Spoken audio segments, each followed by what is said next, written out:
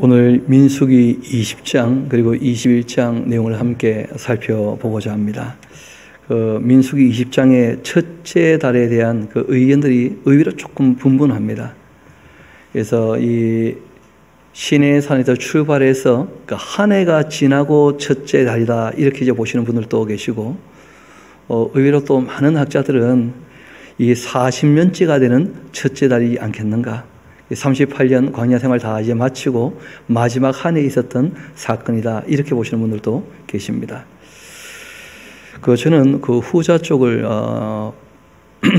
택하고 있는데, 그 이유는 40년 동안 그 훈련을 받아도 그렇게 많이 바뀌지 않았다는 거예요.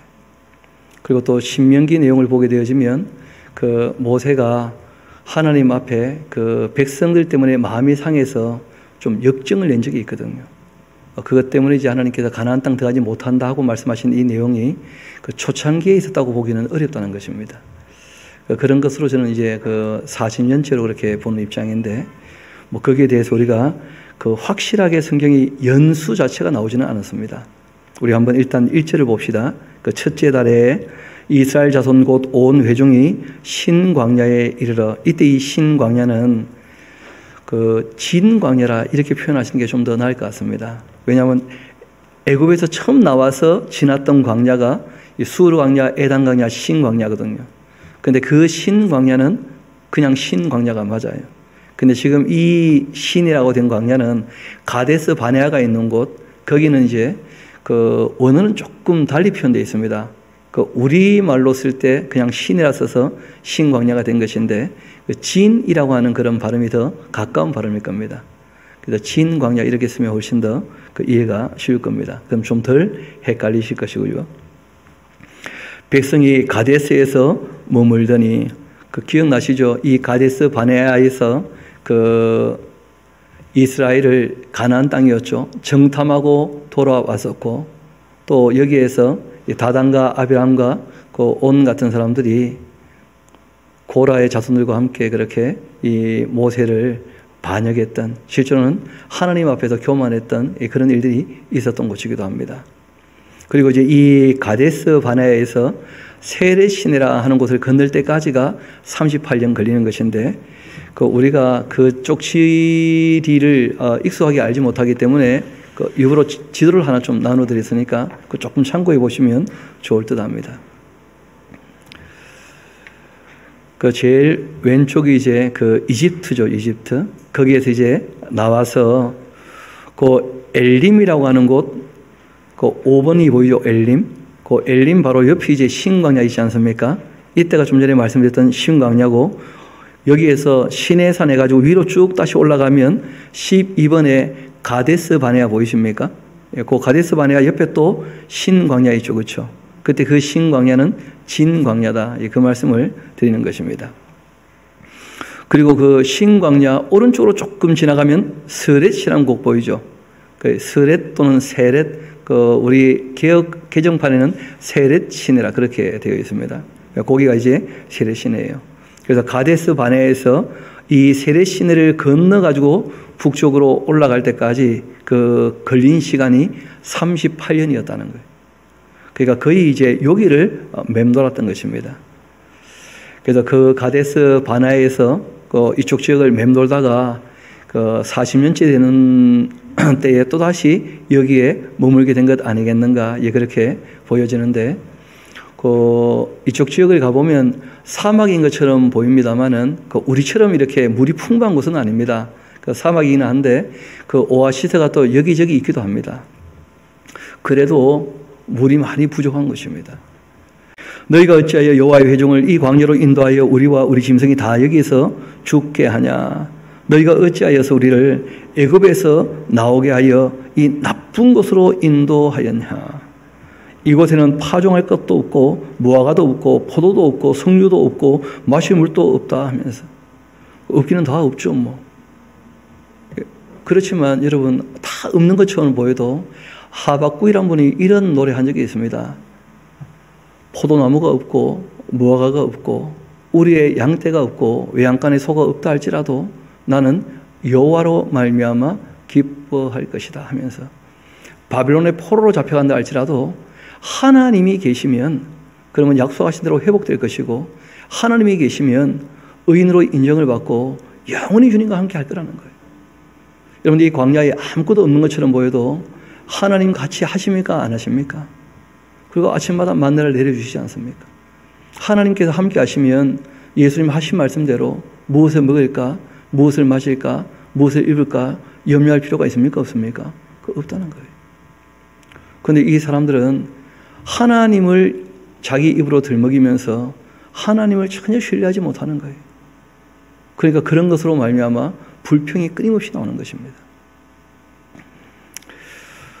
이번 새벽에 그 요한계시록 강독회를 다 그 창세기부터 해서 이제 성경 강좌를 다 마치고 요한계시록까지 다 끝내면서 깨달아지는 것 중에 하나가 뭐냐면 이 악의 종말을 우리가 확실히 믿게 된다면 그러면 이 땅에서 일어나는 과정 가운데 낙심하거나 난망할 필요가 없지 않겠는가? 하나님께서 약속하신 것이 확실하다면 우리가 이 땅에 살아갈 때 과정 가운데 힘들고 어렵다고 불평하거나 불만을 품지 않을 것 아닌가? 당연하지 않겠습니까? 하나님께서 약속했던 가나안 땅으로 분명히 데리고 들어가실 터인데 그런데 이스라엘 백성들이 그 과정 가운데 끊임없이 원망을 하고 불평을 하고 불만을 품고 그러니까 하나님께서 일을 하시는 게 너무 어렵다는 거예요. 게다가 또 만만한 것이 누굽니까? 그 모세와 아론이니까. 그러니까 정말 모세와 아론도 입장이 많이 곤란하고 힘들었다는 것이죠. 이어봅시다.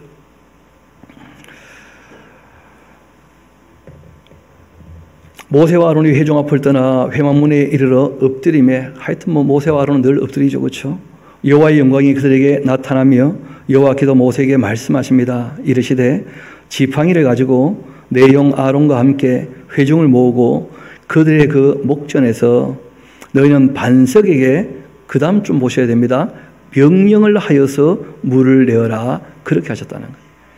여러분 일전에 한 번은 반석을 치라 하신 적이 있어요. 그렇죠?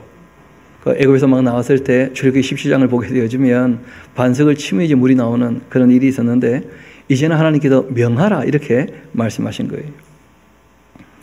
내가 그 반석이 물을 내게 하여 회중과 그들의 짐승에게 마시게 할지니라. 그리고 이제 모세가 그 명령대로 여호와 앞에 지팡이를 잡은 것까지는 말씀하신 대로 했는데 그 다음이 문제입니다. 모세와 아론이 회중을 그 반석 앞에 모으고는 모세가 그들에게 이르되 반역한 너희여 들으라. 우리가 너희를 위하여 이 반석에서 물을 내랴. 모세가 마음이 많이 상한 거예요. 내가 끌어낸 것도 아닌데 내가 하는 것도 아닌데 왜 자꾸 나한테 뭐라고 하냐 하면서 화가 난 거예요. 모세가 진짜. 그러면서 한마디 합니다. 모세가 그 손들어 그 지팡이로 반석을 2번 쳤어요. 그리고 물이 많이 솟아나게 되었고 회중과 그들의 그 짐승이 마시게 되었다는 거예요. 그런데 그때 하나님 하신 말씀을 들어봐야 됩니다. 여호와께서 모세와 아론에게 이런 말씀하십니다. 너희가 나를 믿지 아니하고 그 실제로는 순종하지 않고 그런 뜻이겠죠. 그렇죠? 이스라엘 자손의 그 목전에서 나의 거룩함을 나타내지 아니했다. 왜냐하면 하나님의 일을 하는데 화를 내어버리면 그러면 하나님의 일이 되겠습니까? 안 되겠습니까? 여러분 이 바울이라는 분이 그 디모데에게 꼭 부탁한 내용이 있거든요. 디도에게. 마땅히 주의 종은 그 화를 내면 안 된다는 거예요. 다투면 안 된다는 거예요. 왜냐하면 다투게 되면 그 순간 하나님의 이름이 모욕을 받는다는 거예요. 어디 가서나 어디에서나. 그 모세가 진짜 화를 냈거든요. 화를 내어버리니까 하나님의 영광이 가려지게 된 거예요. 여러분 사람이 분노할 수는 있는데 죄를 지으면 안 된다. 그런 권고가 있습니다. 여러분 사람이 화가 난다고 있는 대로 화를 다 내버리고 분노가 일어난다고 분노를 표출해버리면 그러면 하나님의 일은 안 되고 마는 것이죠. 참 우리가 그런 걸 아는데도 잘 안 되는 것 같아요.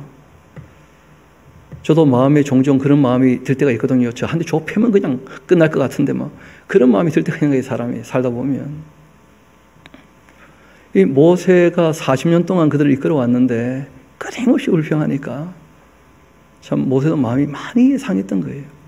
그럼에도 불구하고 하나님께서 앞장서 하나님의 일을 하는 사람들은 결코 자기 감정 있는 대로 다 드러내는 것이 아니다.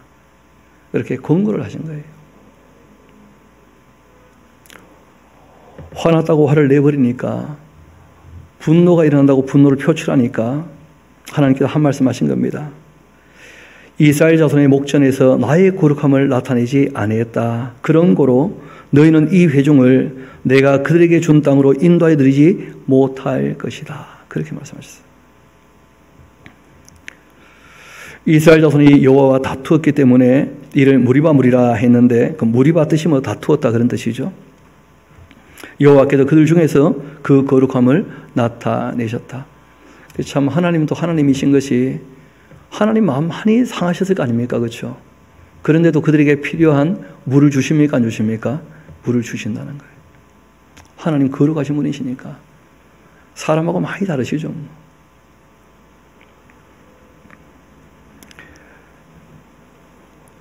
특별히 그 지도자뿐 아니고 성도들도 다 마찬가지입니다. 우리가 하나님의 자녀라면 마땅히, 앞서 지금 백성들이 뭘 냈던 거예요? 화를 내고 하나님 앞에 불평했던 것이거든요. 또 거기에 대해서 지도자도 똑같이 또 화를 내고 불평을 하고, 하나님의 일은 화를 내거나 불평하거나 불만을 품거나 그렇게 하면 결코 이루어지지 않습니다. 그것이 가장 우선인 거예요. 예수님 말씀대로 그 온유하고 겸손해야지, 그러지 않으면 참 안 되는 것이죠. 이어봅시다. 14절입니다. 이 모세가 가데스에서 에돔 왕에게 사신을 보냈습니다. 이 가데스에서 에돔 왕에게 사신을 보낸 이유는 뭐냐면, 그 길이 그 산 등성이로 이렇게 지나가게 되는 길을 왕의 대로라 그래요. 그 길로 걸어가면 참 시원하고, 그리고 길이 잘 닦여져 있어요. 그래서 그 길로 가면 참 편안하게 갈 수가 있거든요. 그래서 자기 형제이기도 하고, 그 에돔 족속이 그 에서의 후손들이니까 야곱의 후손들하고 형제 아닙니까? 그렇죠? 그래서 좀 부탁을 한 거예요. 우리 한번 봅시다. 모세가 가데스에서 에돔 왕에게 사신을 보내며 이르되, 당신의 형제 그 이스라엘의 말에 우리가 당한 모든 고난을 당신도 아시지 않습니까? 좀 참 서로 간에 어려울 때 서로 어려움을 인정해주고 이해해준다. 그 참 좋은 자세죠. 그렇죠? 그렇게 얘기를 꺼낸 거예요. 그러니까 이 에돔 사람들 소문을 다 들었을 거라는 거예요. 이 광야에서 이스라엘 백성들이 어떻게 해서 여기까지 오게 되었는지. 그러니까 이제 부탁을 하는 거예요. 우리가 고생할 만큼 했으니까 좀 좋은 길을 열어주시라. 이제 그런 부탁을 하는 것이거든요. 우리 조상들이 애굽으로 내려갔으므로 우리가 애굽에 오래 거주했고, 애굽인인 우리 조상들과 우리를 학대했으므로 애굽인이 우리가 여호와께 부르짖었더니 우리 소리를 들어주시고 천사를 보내사 우리를 애굽에서 인도하여 내셨습니다. 이제 우리가 당신의 그 변방 모퉁이 한 성읍 지금 가데스에 있사온데, 청컨대 우리에게 당신의 땅을 지나게 하소서. 우리가 밭이라든지 포도원으로 지나가지 아니할 거고, 남의 작물을 우리가 뭐 뜯어먹거나 그런 짓 안 할 것이고, 또 우리가 우물불도 마시지 아니하고 왕의 큰 길로만, 왕의 큰 길 하는데 좀 줄쳐놓으시면 되겠죠. 이게 이제 소위 일컬어 왕의 대로라, 그렇게 일컫는 길이고, 산 등성이에 나 있는 자연적으로 만들어진 고속도로예요. 실제로 가보면 그런 길입니다. 그 일전에 한번 그 성지순례에 갔을 때 그 저희들이 이제 버스를 타고 왕의 대로 위로 올라왔거든요. 여기가 왕의 대로입니다 하는데 보니까 다 춤을 추고 계시는 거예요. 고속버스 타고 하도 이렇게 여정이 기니까. 그런데 그 눈 떠서 보니까 정말 산등성이에 그 길이 그냥 닦여 있는 거예요. 지금 이제 포장을 다 해놨는데, 그전에는 이제 포장을 안 했지만 그 원래부터 있었던 길이라는 거예요. 그냥 듣기만 했고요. 그런 이 큰 길, 좋은 길이 있습니다. 이어봅시다. 왕의 큰 길로만 지나갈 것이고 당신의 지경에서 나가기까지 왼쪽으로나 오른쪽으로나 치우치지 아니하리라. 그렇게 한다고 하라 하고 소식을 전했는데, 에돔 왕이 이렇게 대답을 합니다.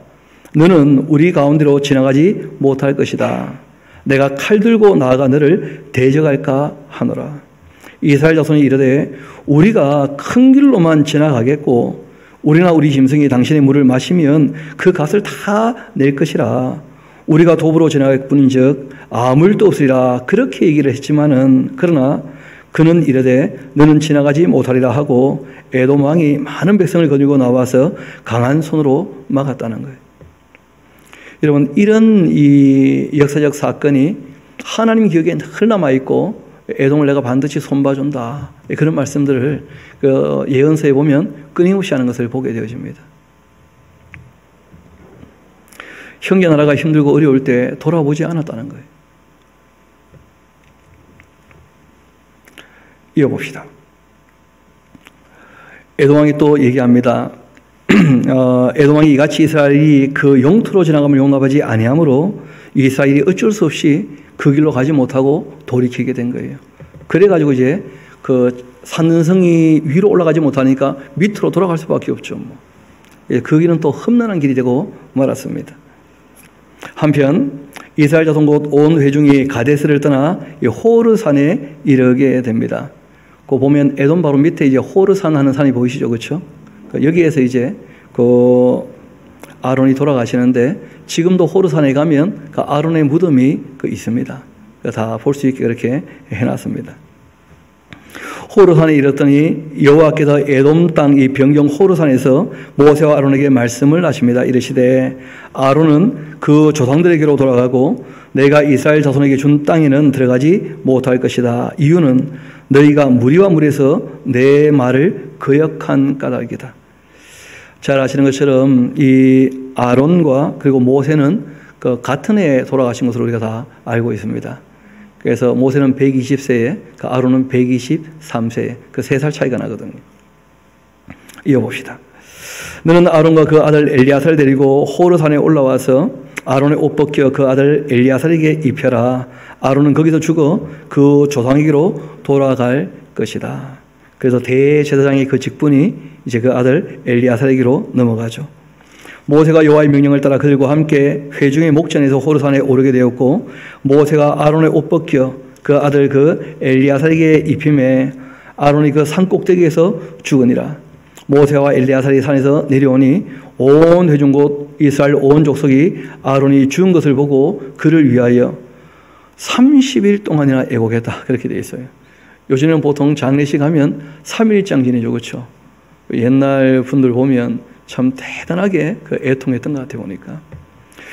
그 이유는 뭐 그럴 것입니다. 지금 우리는 예수님이 오셔가지고 죽음 이후의 세계를 다 계시해 주셨거든요. 그리고 우리는 이제 부활까지, 영생까지 다 알고 있는데 구약의 인물들은 그러지는 못했다는 거예요. 어렴풋이 아는 정도였고 낙원과 음부가 나누어져 있다 하는 그런 개념조차도 없었습니다.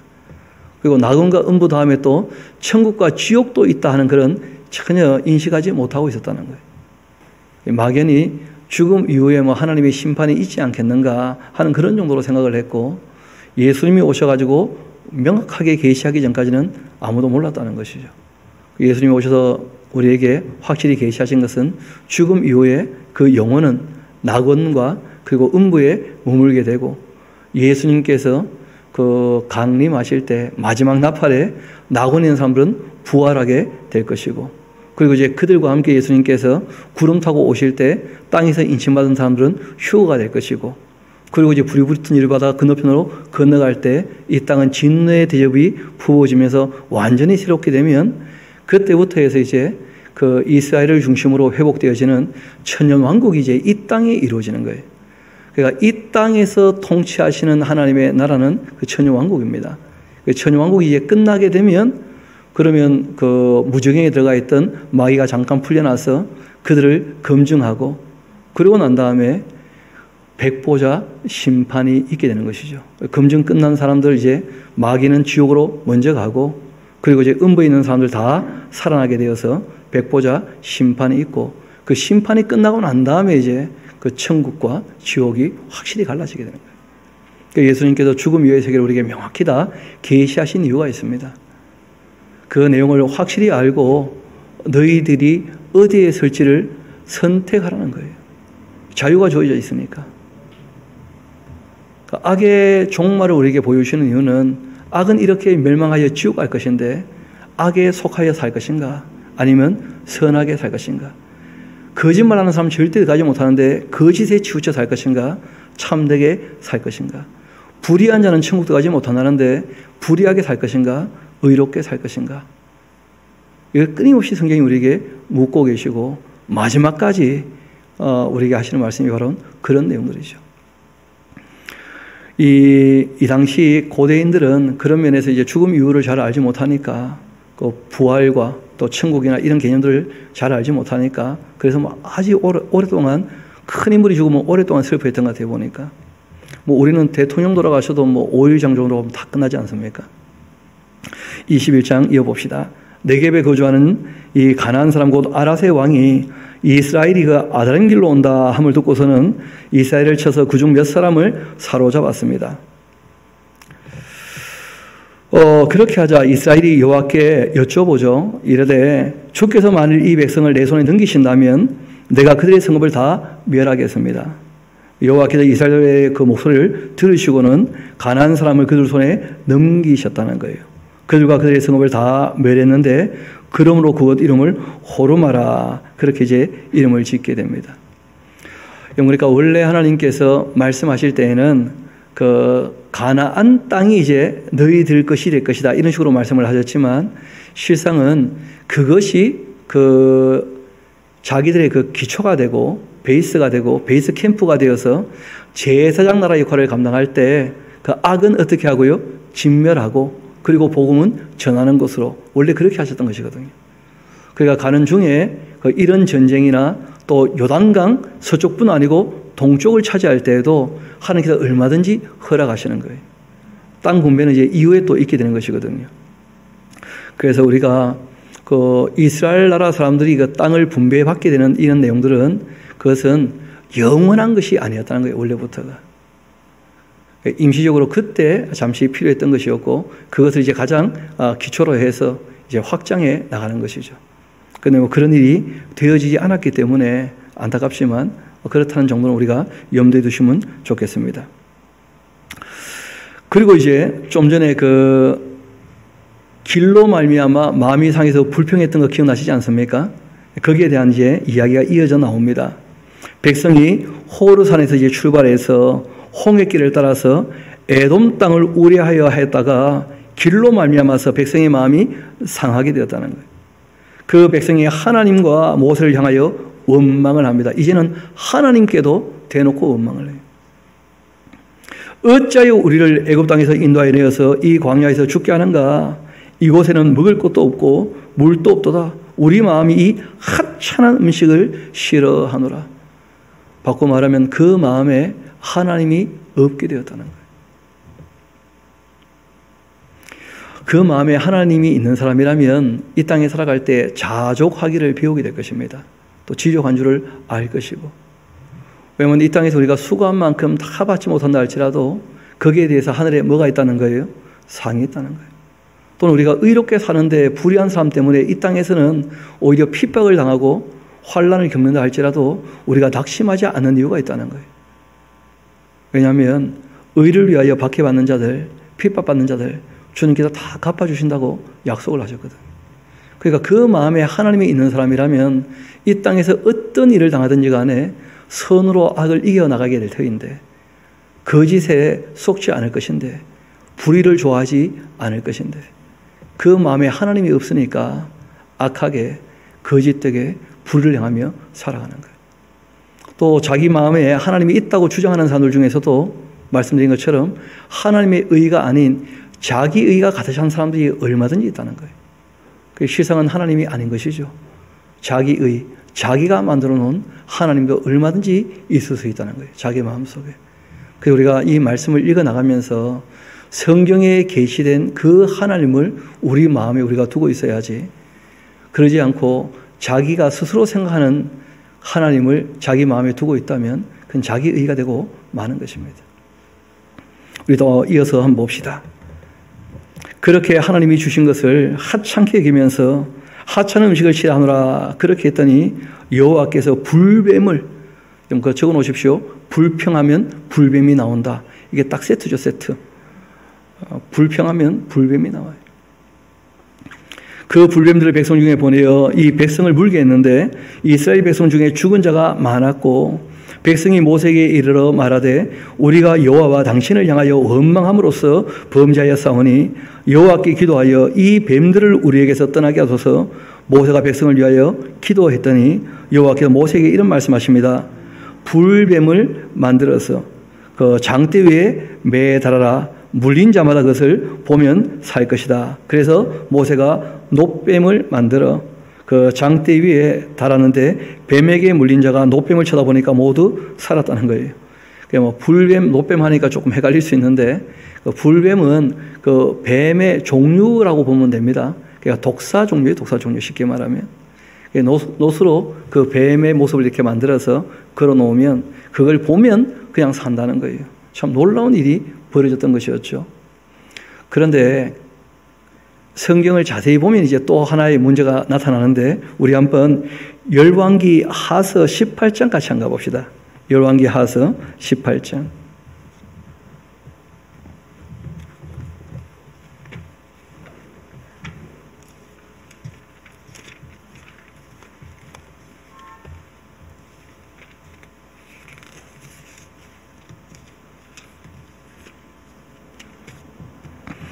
그 히스기야가 개혁을 할 때 있었던 사건이었는데요. 그 4절 한번 봅시다. 3절부터 한번 봅시다. 히스기야가 그 조상 다윗의 모든 행위와 같이 여호와께서 보시기에 정직하게 행하여 젊을 때 얘기죠. 그가 여러 산당들을 제거하며 주상을 깨뜨리며 아세라 목상을 짓고 모세가 만들었던 놋뱀을 이스라엘 자손이 이때까지 향하여 분양하기 때문에 그것을 부수고 느후수단이라 일컬었다는 거예요. 무슨 말이냐면 하나님께서 은혜로 내어주셨던 그 놋뱀이 있었지 않습니까? 근데 그 놋뱀을 우상으로 섬기는 거예요. 놋뱀 때문에 우리가 병이 나왔다 하는 식으로. 그 참 사람들이 그런 면에서 어리석지 않습니까? 우리가 하나님 말씀을 늘 상고해야 되는 이유가 거기 있다는 거예요. 하나님을 우리가 믿는다고 하는데 안다고 하는데 잘못되게 하는 수가 얼마든지 있다는 거예요. 그래서 늘 말씀으로 우리 마음을 씻어내야 돼요. 그래서 늘 세 가지는 꼭 염두에 둡시다. 전체를 우리가 읽고 순서대로 읽고 반복을 해야 돼요. 반복을. 반복하지 않으면 남지 않습니다.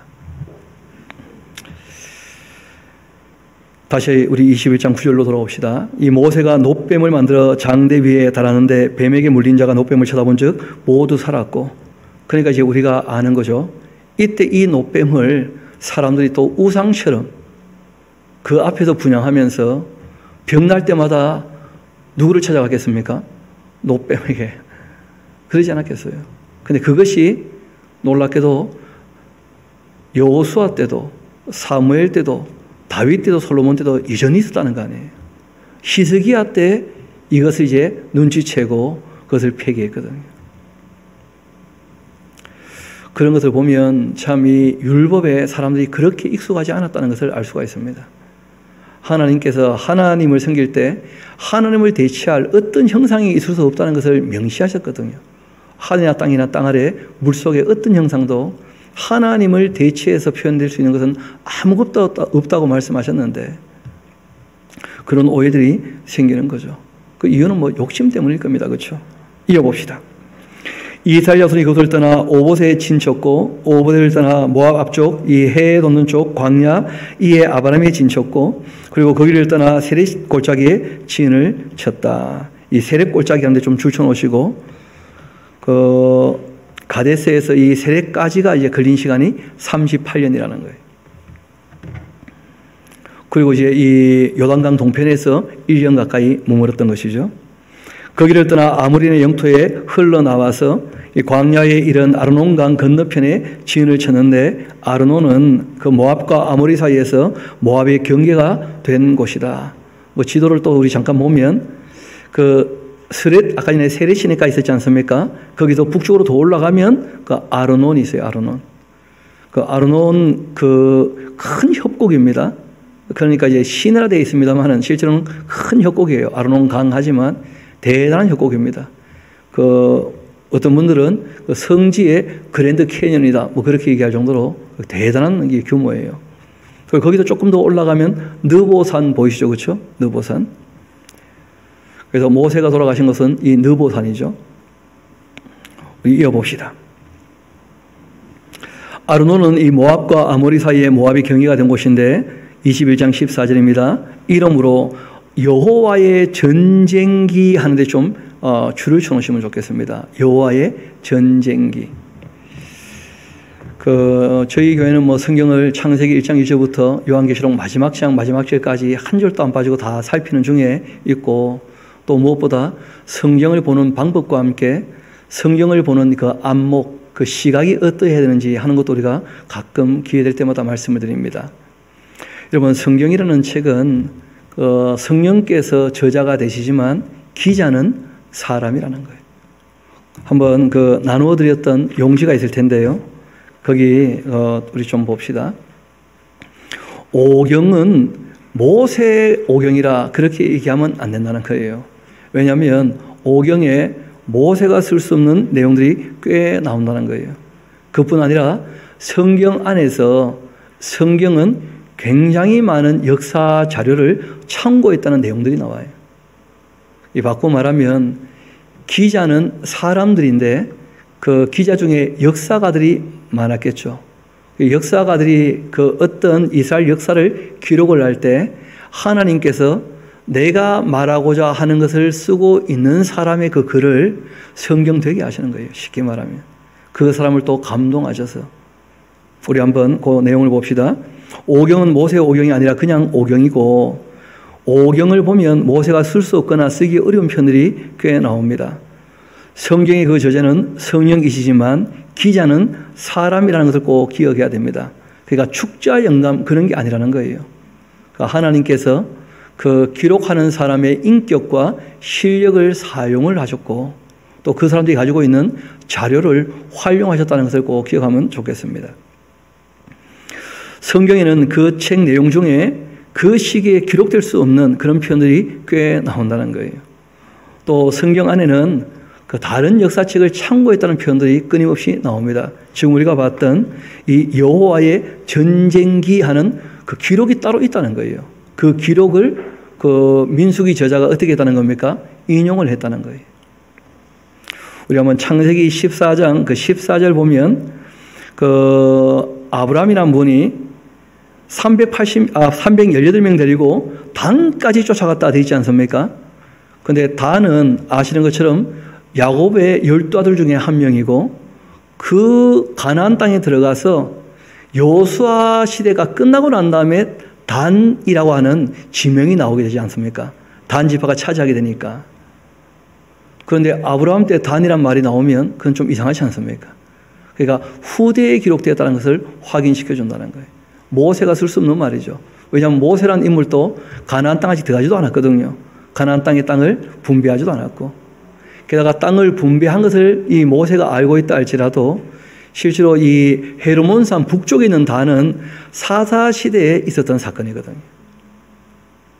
그 다음 또 창세기 36장 봅시다. 31절. 이스라엘 자손을 다스리는 왕이 있기 전, 이런 말은 왕이 있고 난 다음에 쓴 겁니까? 왕이 있기 전에 쓴 겁니까? 지금 왕이 있는데 그때는 왕이 없었다, 이런 편이죠. 그렇죠? 왕이 있기 전. 그러니까 우리가 창세기라고 하는 이 책도 아담부터 시작해서 노아부터 아브람까지, 그리고 아브람부터 모세까지, 그리고 모세부터 이제 다윗과 솔로몬 시대쯤 가서 지금 우리가 보고 있는 틀이 잡힌 것으로 우리가 이해를 하는 거예요. 그건 실제로는 이제 바벨론까지 잡혀가서 거기에서 실제로 우리가 지금 보고 있는 이 모양대로 만들어지게 된 것입니다. 성경에 형성되는 그 기간들이 있었다는 거예요. 또 한번 봅시다. 민수기, 우리 지난 시간 봤던 거죠. 이 사람 모세는 온유함이 지면의 모든 사람보다 더하다. 이런 걸 모세가 스스로가 쓰기는 좀 어렵겠죠. 그렇죠? 그리고 또 지금 우리가 봤던 것처럼 여호와의 전쟁기에, 이런 표현이라든지, 또 신명기 34장을 보면 모세가 죽기 전에 이스라엘 온 땅을 볼 때 단까지 보이셨다는데 말씀드렸죠. 이때는 단이라는 지명이 없었다고요. 그리고 또 여호수아서 10장을 보면 야살의 책이라는 책을 참고했다 하면서 여호수아가 그 해와 달을 멈추게 했던 지구 자전이 멈췄던 그 사건을 그 경험하면서 적었다기보다는 경험한 사람이 적어놨던 역사가 있었다는 거예요. 그 역사를 여호수아서를 기록할 때 인용했다는 것을 확인시켜주고 있습니다. 또 사무엘하서 1장 18절을 보면 그 다윗이 노래를 가르치지 않습니까? 그 사울이 죽었을 때, 요나단이 죽었을 때. 근데 그 노래도 알고 보면 활노래가 야살이라는 그 역사가의 책에 기록된 노래를 인용했다. 그렇게 얘기를 하고 있는 거예요. 또 열왕기상서 11장을 보게 되면 그 솔로몬 이야기를 그 열왕기를 기록했던 역사가 기록하고 있지만 솔로몬 이야기를 자세히 보려면 솔로몬 행장이라고 하는 역사책이 따로 있다는 거예요. 그걸 한번 참고해 봐라. 뭐 그런 것이죠. 아깝게도 이런 행장이라는 책들은 지금 거의 남아있는 게 없습니다. 그리고 또 역대상서 29장 29절을 보면 다윗 왕의 행적에 대한 내용은 꽤 여러 책에 그 기록이 남아있다는 거예요. 이 역대기를 기록할 때만 해도 이 역대기 기자가 되는 아마 에스라가 이 모든 역사책을 인용했다는 것이죠. 사무엘의 글 하는 책도 있고 또 나단의 글 하는 책도 있고 또 가세의 글 하는 책도 있다는 거예요. 뭐 사무엘의 글 할 때는 사무엘 상하성 아니겠는가 뭐 그렇게 볼 수도 있죠. 그죠? 나단이나 가시란 분도 다윗에 대하여 많은 이야기를 기록하고 있었다는 것입니다. 그 중에 오고 오는 모든 세대가 꼭 알아야 되는 그 사건을 통하여 하나님께서 계시되는 그런 내용들만 기록되어 있다는 거예요. 성경에는. 왜냐하면 성경은 계시의 책이니까. 또 한번 봅시다. 역대기 상서 27장을 보면 다윗 왕의 역대의 지략에 하는 말이 나옵니다. 또 역대기 하서 9장을 보면 아이야의 예언서, 또 이 이또의 묵시책, 또 이 이또는 느바세 아들 여로보암에 대하여 쓴 책, 이게 바로 이또의 묵시책이라는 거죠. 또 역대기 하서 20장을 보면 예후의 글에 그런 예후가 썼던 글도 또 있다는 거예요. 또 역대기 하서 32장 32절을 보면 이사야의 묵시책, 그리고 또 유다와 이스라엘 열왕기, 이런 책들이 다 있다는 것이죠. 이런 책은 우리가 갖고 있죠. 이사야서 갖고 있잖아요. 그래서 이 히스기야 왕 이야기를 볼 때 우리가 이 이사야와 그리고 이제 열왕기 하서를 같이 봐야 이 히스기야 왕의 이야기를 좀 더 명확히 알 수가 있는 것이죠. 또 역대기하서 33장을 보면 므낫세 이야기가 이스라엘 열왕의 행장에 기록되어 있다. 그 역대기하서 33장을 보면 호세 사기라고 하는 역사 기록이 있다. 호세라는 역사가 기록한 역사 기록이 있다. 이런 기록들을 다 참고해서 열왕기 상하서나 역대기 상하서가 기록된 것이죠. 다 그런 것 아니겠습니까?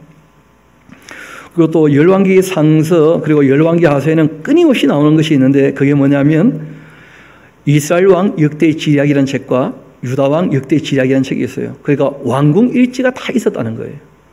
왕궁 일지에 뭐 얼마나 많은 사건들이 기록되어 있었겠습니까? 그 중에 하나님께서 오고 오는 모든 세대에게 하나님에 대하여 계시할 수 있는 내용들만 간추려 정리한 그 역사가의 글을 하나님께서 살펴보게 하시고 성경되게 하신 거예요. 그리고 우리가 성경이라는 책을 접할 때 하나님께서 감동하셔서 기록해 하셨기 때문에 저자는 누구시고요? 하나님이시고 그 기자는 사람이다. 뭐 그런 것입니다. 그리고 이제 다시 우리 본문으로 돌아오도록 합시다.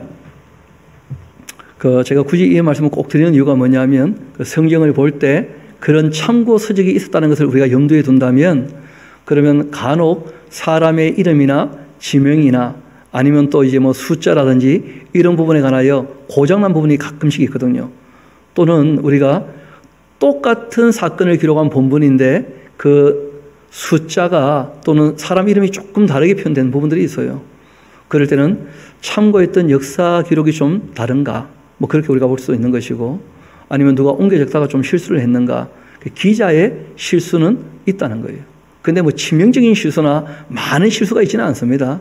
그래서 우리가 성경에 대하여 정황모하며 유일한 법칙이라고 할 때에는 신앙, 그러니까 하나님을 알아가는 것과 그리고 하나님 말씀을 따라 사는 행위, 그 생활에 있어서는 정황모하고 유일한 법칙이에요. 그런 데는 전혀 문제가 없습니다. 그래서 내용 전체의 의미를 이해하는 데는 그런 고장난 부분이 전혀 문제가 되지 않는다는 거예요. 여하튼 그 많은 그 인용을 했다는 말씀을 드렸는데 이어봅시다. 여호와의 그 전쟁기에 일어서되 수바와 와읍과 또 아르논 골짜기 모든 골짜기에 비탈은 아르 골짜 고을을 향하여 기울어지고 모압의 경계에 다 있다 하면서 그 땅을 소개하는 글이 여호와의 전쟁에 있다는 것이죠. 전쟁한 내용들이 있으니까. 거기에서 또 부엘에 이르니 부엘은 여호와께서 모세에게 명령하시기를 백성을 모으라 내가 그들에게 물을 주리라 하시던 우물이었는데 그때에 이스라엘이 노래하여 이르되 우물물아 솟아나라 너희는 그것을 노래하라 이 우물은 지휘관들이 팠고 그 백성의 귀인들이 규와 지팡이로 판 것이다. 누가 그런 얘기 한번 한 것 같아요. 그러니까 뭐라고 하느냐 하면 바로 앞전에 그 노뱀 사건 기억나시죠? 불뱀이 막 사람들 물었던. 그러니까 한 대 맞으니까 좀 착해졌다는 거예요. 사람이 좀 그런 게 있죠. 여러분 한번 여쭤봅시다. 불평 불만하면 물이 나옵니까? 노래 부르면 물이 나옵니까? 적어 놓으시면 되겠죠. 때가 되면 물이 나온다. 굉장히 신앙에 중요한 이 원리입니다. 여러분 하나님께도 우리 형편을 다 아시기 때문에 우리가 구하기 전에 이스라엘 것을 다 아시는 분이에요. 근데 그게 안 믿어져 가지고 하나님 앞에 가서 뭐 달라고 자꾸 보시는 것은 그건 민망한 일입니다. 실제로 기다릴 줄 아는 것 자체가 기도일 수 있다는 거예요. 그러니까 하나님께서 우리에게 맡기신 일에 관하여 우리가 정직하고 성실하게 묵묵히 자기 일을 감당하게 되어지면 하나님께서 이루실 일은 때가 되면 반드시 이루어 가십니다. 필요한 것들은 항상 때가 되면 공급해 주신다는 거예요.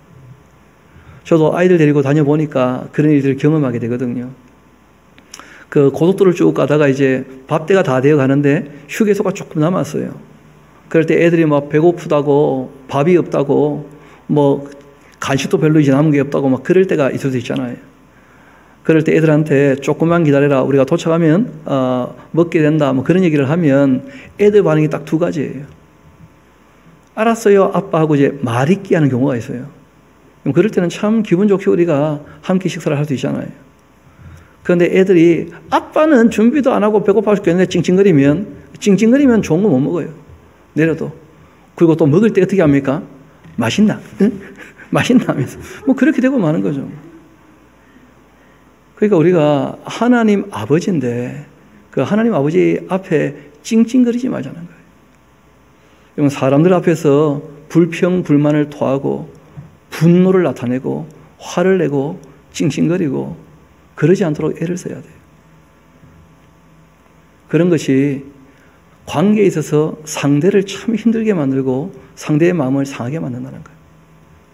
이런 모세도 웬만해서 화를 안 내는 사람 아닙니까?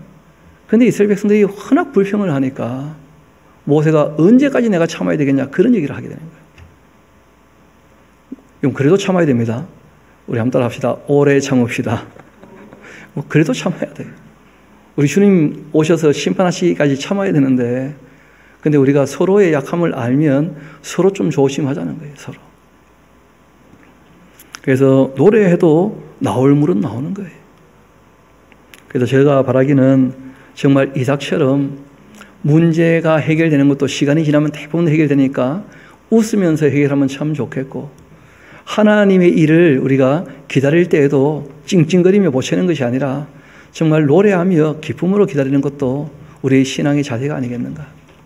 민수기는 우리에게 훈련의 과정을 통하여 사람의 자세가 어떠해야 하는지 우리 인생이 다 어떻게 보면 광야 같은 인생길인데 훈련의 기간인데 우리가 어떤 자세로 살아가야 될 것인가 이런 것을 우리에게 비춰주고 있는 것이죠. 19절 이어봅시다. 그래 이제 마따나에 이르게 되었는데 마따나에서 나알리엘에 이르렀고 나알리엘에서 바못에 이르렀고 바못에서 모압들에 있는 골짜기에 이르러 광야가 내려다 보이는 비스가산 꼭대기에 서게 되었다는 거예요. 이 비스가산 하는 말이 있고 또 느보산 하는 말이 있는데 근데 이게 뭐 같은 산이다 그렇게 얘기하는 분도 계셔요. 틀린 말은 아닐 겁니다. 왜냐하면 그 요단강 동쪽에 큰 산맥이 있어요. 그 아바림 산맥이라는 산맥이 있습니다. 그 산맥에 봉우리들이 꽤 많아요. 그 봉우리 이름 중에 그 비스가산 또 느보산 이 봉우리가 있는 것이죠. 그래서 이것이 같은 봉우리인지 다른 봉우리인지는 우리가 다 알지 못합니다. 그러나 다 한 산맥에 붙어 있는 산들이기 때문에 그래서 비스가산, 느보산하고 같은 산일 것이다. 그렇게 보기도 하죠. 이후에 우리가 읽으면 이제 아시겠습니다만은 그 발람이라는 사람이 이산저산 올라가서 제사하는 장면들 나오지 않습니까? 왜냐하면 그 아바림 산맥에 봉우리가 많기 때문에. 실제로 이게 같은 봉우리다 이렇게 보기는 좀 어렵지 않겠나 싶기는 한데 여하튼 느보산과 같은 산이다 그렇게 생각하면 되겠죠.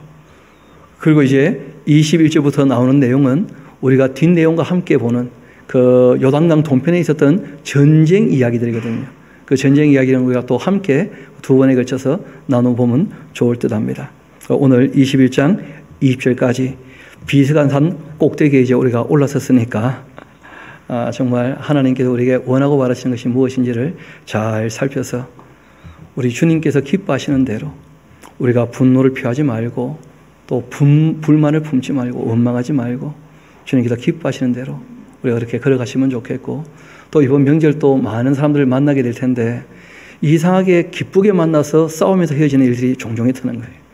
그래서 우리 믿는 분들은 어떤 일이 있어도 절대 분노를 내지 않도록 화를 내지 않도록 절대 화가 나도 죄 짓지 않도록 화가 나면 손 불끈 쥐고 동네 한 바퀴 돌고 돌아오는 것으로 그렇게 우리가 하나님의 사람답게 이번 한 주간도 지낼 수 있게 되기를 소망합니다. 우리 함께 기도하도록 하시겠습니다.